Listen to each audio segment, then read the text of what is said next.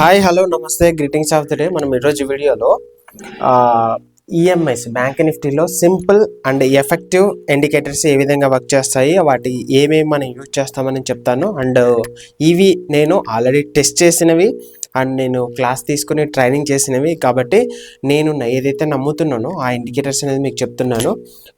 Bank Nifty ఫ్యూచర్స్లో మాత్రమే ఇవి use చేస్తాను. ఓకే, ఈరోజు మనం లాస్ట్ ఒక 3-4 వీడియోస్లో కూడా మనం సింపుల్ అండ్ ఎఫెక్టివ్ బ్యాంక్ నిఫ్టీలో ఇండికేటర్స్ ఏ వర్క్ అవుతాయని చెప్పుకుంటూ వస్తున్నాం కదా.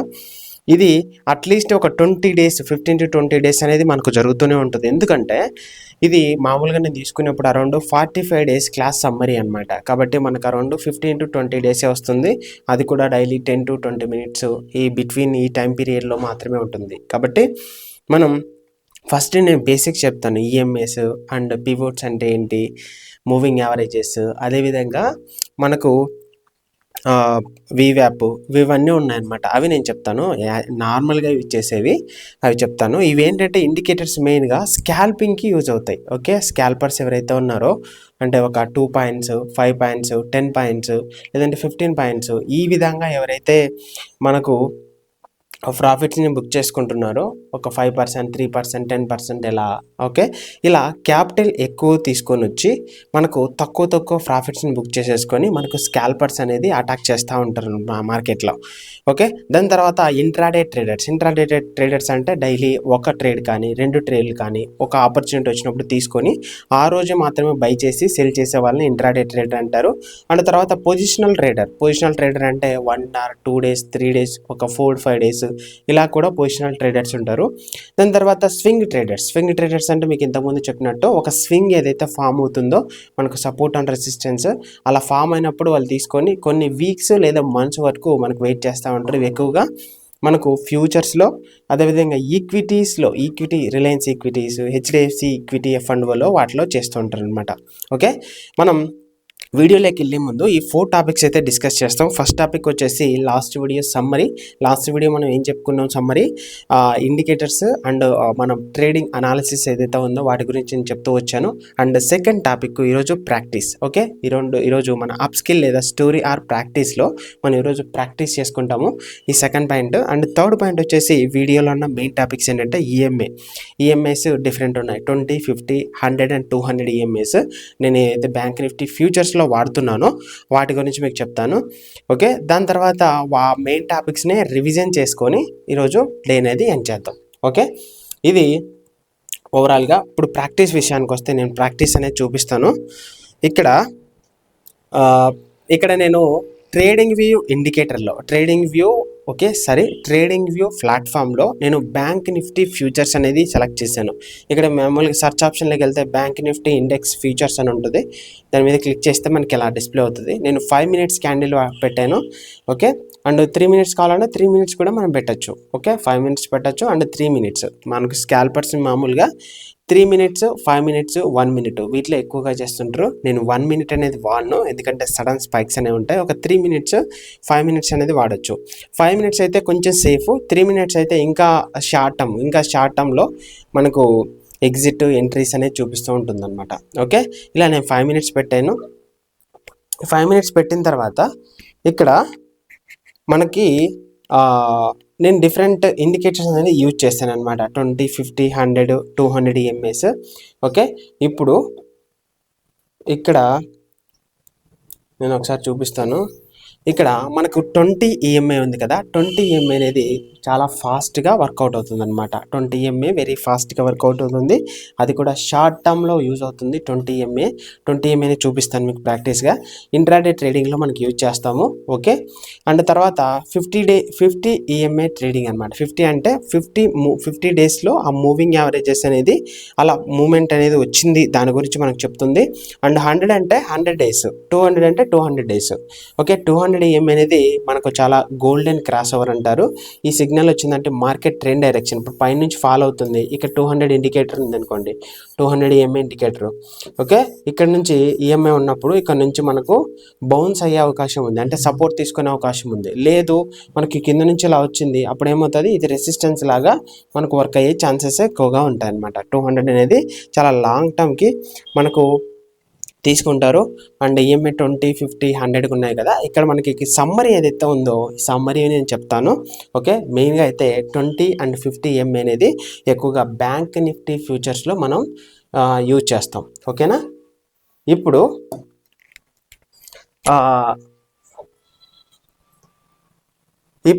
మనం ప్రాక్టీస్ చేస్తే ఇక్కడ నేను 1 minute.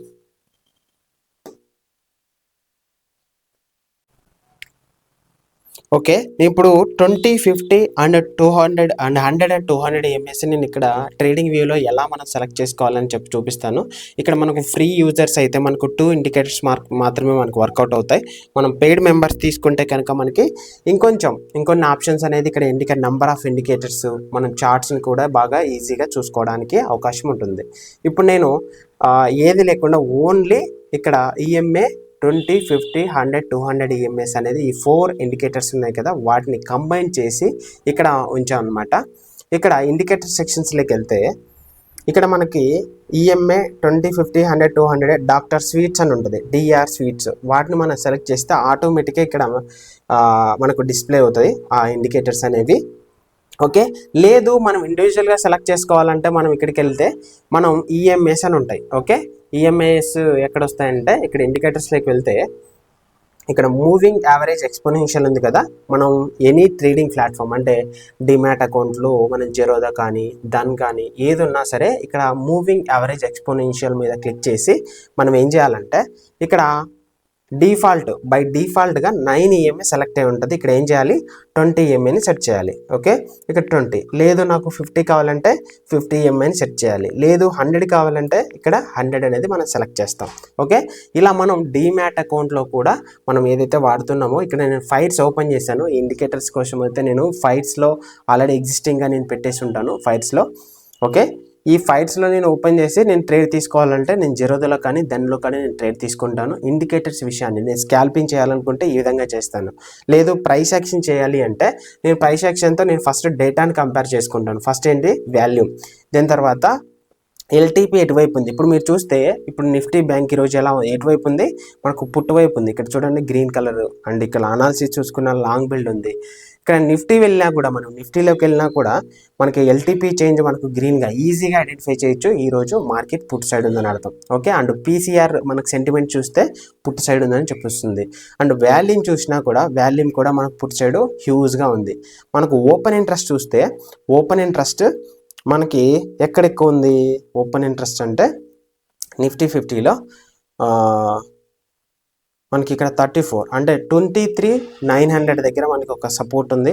అండ్ తర్వాత రెసిస్టెన్స్ వచ్చేసి మనకు 24,000 దగ్గర రెసిస్టెన్స్ ఉంది. ఈ విధంగా మనం కంపేర్ చేసుకోవచ్చు.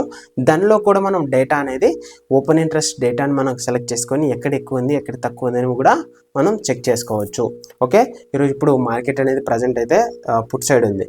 వన్స్ ఇప్పుడు పుట్ సైడ్ ఉందని మనకు అర్థమైనప్పుడు మనం ఏం చేయాలంటే ఎప్పుడైతే ఓకే మార్కెట్ నేను ఇక్కడ మీకు ట్రేడింగ్ వ్యూలోనే చూపిస్తాను. ఎప్పుడైతే 20 ఎంఏ దగ్గరికి ఇలా వస్తుందో, ఇప్పుడు సపోజ్ 20 ఎంఏ ఇక్కడికి వచ్చింది, ఇక్కడ వచ్చినప్పుడు మార్కెట్ ఏమవుతుంది, మళ్ళీ మనం ఈ ఏరియాలో పుట్ సైడ్ మనం ఎంట్రీ తీసుకోవచ్చు.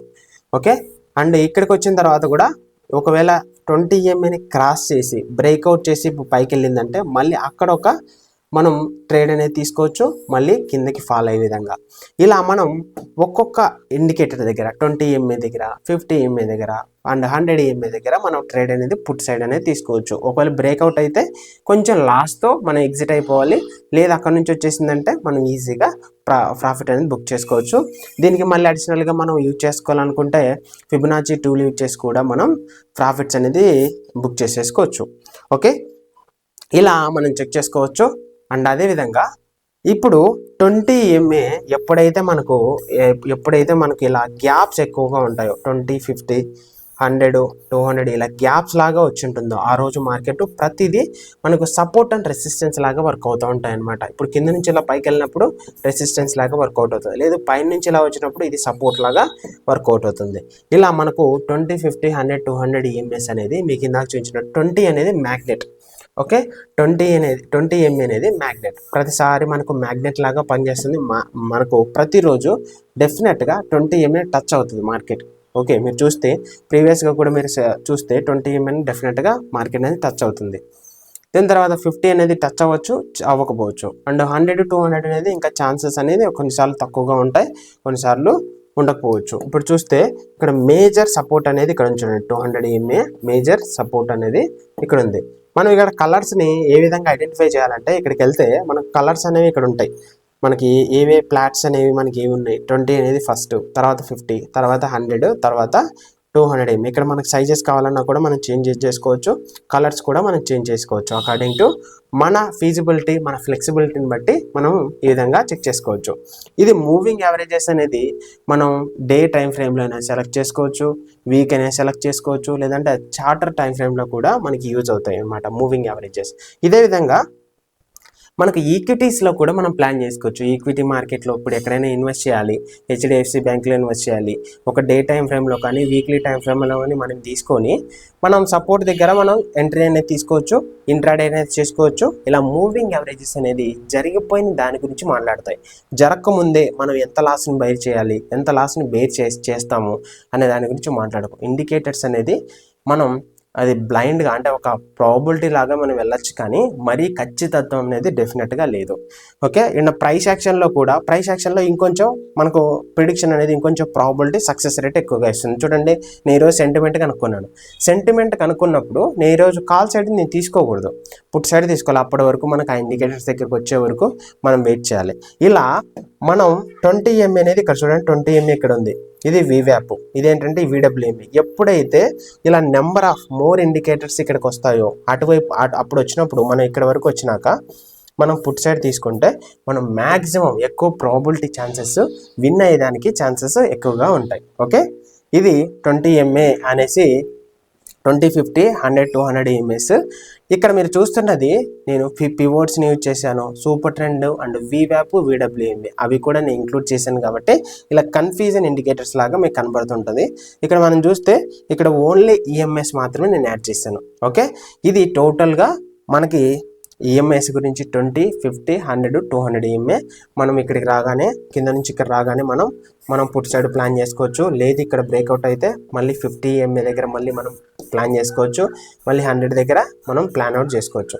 ఈ విధంగా మనం ప్లాన్ చేసుకొని ముందుకెళ్ళచ్చు. ఓకే, ఇది మనకు ఓవరాల్గా EMAs గురించి. ఇంకెంతకు మించి మనం డెప్త్గా వెళ్తే మనమే ఒక అనలిస్ట్ అయిపోతాం, మనమే ఒక ఫైండ్ అవుట్ కొత్తగా మనమే ఒక ఇండికేటర్ని కనిపెట్టే ఛాన్సెస్ ఉంటాయి.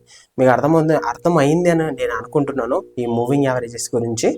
ఓకే, ఇది మూవింగ్ యావరేజెస్. రేపు నేను పివోట్స్ గురించి చెప్తాను, పివోట్స్ S3, R3 అని వాటి గురించి, సపోర్ట్ అండ్ రెసిస్టెన్స్ వాటిని. ఇంకొక రోజు VWAP, ఇంకొక రోజు VWMA అండ్ సూపర్ ట్రెండ్ గురించి మాట్లాడేసుకుంటే తర్వాత రోజు నుంచి మనం ఇవన్నీ కంబైన్ చేసి మనం ఒకరోజు ట్రేడ్ అనేది ఎలా తీసుకోవాలి, ఎక్కడ తీసుకోవాలని చెప్తాను. అప్పుడు ఈజీగా మీకు అక్కడ అర్థమవుతుంది. తర్వాత ఇంకొక 2-3 డేస్ అనాలిసిస్ చేసి లైవ్లో చూపించడానికి నేను ట్రై చేస్తాను, అప్పుడు ఈజీగా అర్థమవుతుంది.